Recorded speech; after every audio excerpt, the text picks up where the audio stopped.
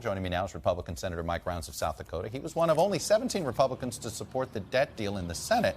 It was a bit surprising that per capita, more House Republicans supported this deal than Senate Republicans. Senator Rounds, welcome back to Meet the Press. Hey, thanks. You worked Joe over pretty hard there. Well, let me ask you this. Why do you think fewer Senate Republicans supported this deal?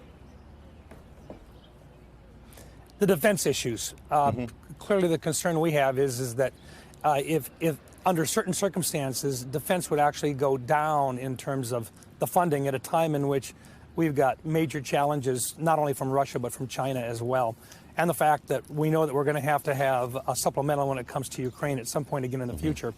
And those were a real challenge. And one of the reasons that you heard Senator Graham and others talk very clearly about the concern was that we're all pretty clear that we're going to have an increase in defense spending, not a decrease. And under certain circumstances, if we don't do all 12 appropriation bills under this proposal, then defense would end up with less money than what they do today, or under what the Biden McCarthy deal originally proposes in their caps.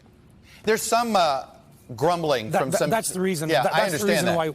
Right. There's some grumbling from some Senate Republicans that they wish Mitch McConnell hadn't walked away, hadn't let Kevin McCarthy be the proxy. Essentially, in the words of the Washington Post, did Senate Republicans regret outsourcing the negotiations to McCarthy, considering House Republicans and Senate Republicans are seeing less eye to eye these days on defense spending?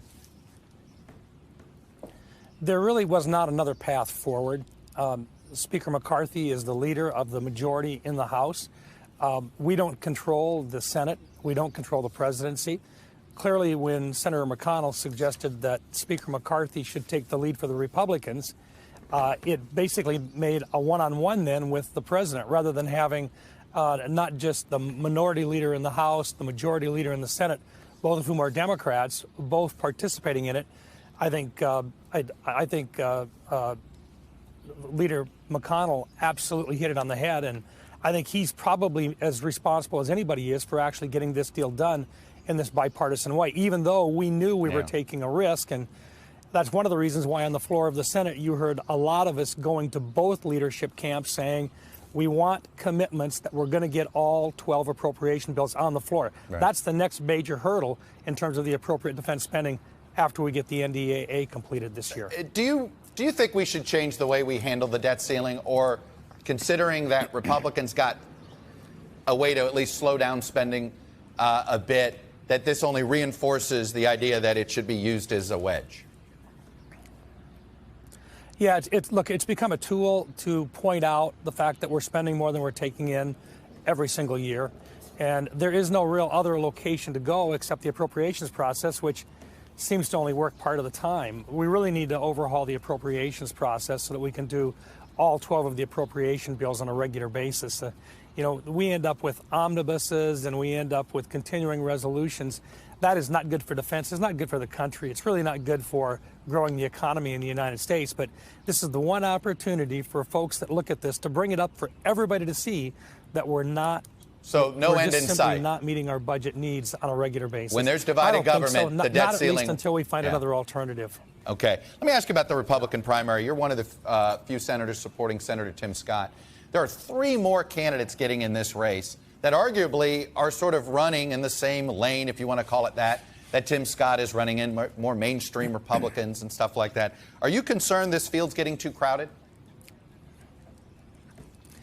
We suspected that it would get crowded, but at the same time, there's a weeding out process that gives the American people a chance to look at all of the alternatives. A lot of us think that it's time for somebody with a positive message. And I go back and Chuck, you've heard me talk about this before. I really think that if Ronald Reagan was here today, I think Ronald Reagan would win the Republican nomination for the presidency. I think Tim Scott says a lot of the same things. He has the same focus. Yeah. I think when people hear him speak, they're going to hear that same ability to convince people that there really is a brighter time ahead for our country and that he can bring people together. And that's the reason why a lot of us are going to end up supporting Tim, and that we believe that he would make a very, very good president. A lot of people at this stage of the game in a president, and remember, it's really early right now, I think you're going to find that Tim's got a real good shot at it. And, yeah, the front runners are out there, and a lot of people pay attention because they say, well, if they're that far ahead, what are you going to do? But with Tim, once they hear him and they meet him and they see him, I think they're going to find out that he is the guy behind door number 3. Are you resigned to support whoever the Republicans nominate, even if it's the former president? Well, right now I'm hoping it's going to be Tim Scott, and if it's not, then I'm going to have to reassess, because I've always supported the Republican nominee in the past. I hope Tim is the nominee. There are going to be some other good people as well, but I'm going to hold that back until we find out how Tim does. I'm going to support Tim Scott. I was just going to say that I think he's got a good shot. You know, your lack of the fact that you're not ready to automatically pledge it says a lot. Are you waiting to see what the legal issues are with the former president? Not so much that. I just simply think that there are some very good Republican nominees out there, and I'm going to wait and see which one comes out ahead. But I've supported the Republican nominee in the past. I hope I can support the Republican nominee in the future. If it's Tim Scott, I know I can report the nominee, and I think there's a whole lot of Republicans out there and independents who would like to see Tim win this as well. You are borrowing some of the tactics of Mr. Manchin before me. Not quite answering, but you're giving me a hint. People will be reading between those lines. Senator Rounds, appreciate you coming on and sharing your perspective with us. Thank you, sir. Thanks for watching our YouTube channel. Follow today's top stories and breaking news by downloading the NBC News app.